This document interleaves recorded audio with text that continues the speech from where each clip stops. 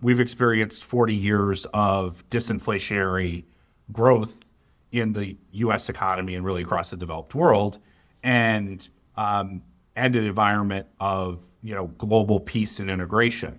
And the outcome of that has been that the two assets that do the best in good growth and low and falling inflation, which are stocks and bonds, have done the best and make up the core portfolio that most investors are holding at any point in time.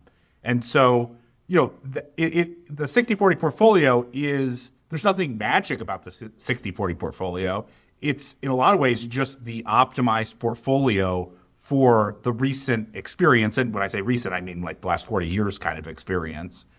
And one that, everyone feels comfortable with given their experience. But just because we went through a period of 40 years of, falling inflation, low and stable inflation, and pretty good growth, combined, extended by a period of extraordinary monetary stimulation, doesn't necessarily mean that the next 40 years are going to look anything like that. And so I think that's part of the challenge is how do you create a game plan that can prepare yourself for any macroeconomic environment, not just a macroeconomic environment where, growth is good and inflation is falling.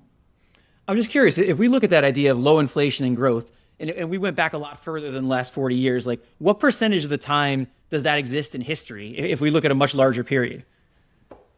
Yeah, it's a good question. I mean, a simple example is, you get significant inflation and deflation volatility, something like 25 or 30% of the time. When I say significant, I mean like above 10% and below 0%. Across the developed world. If you look across the developed world, across the last 100 years, for all the major developed world economies, it happens about 35% of the time, right? That you have either extreme inflation or extreme deflation. I think most people would be surprised that that was the case, right?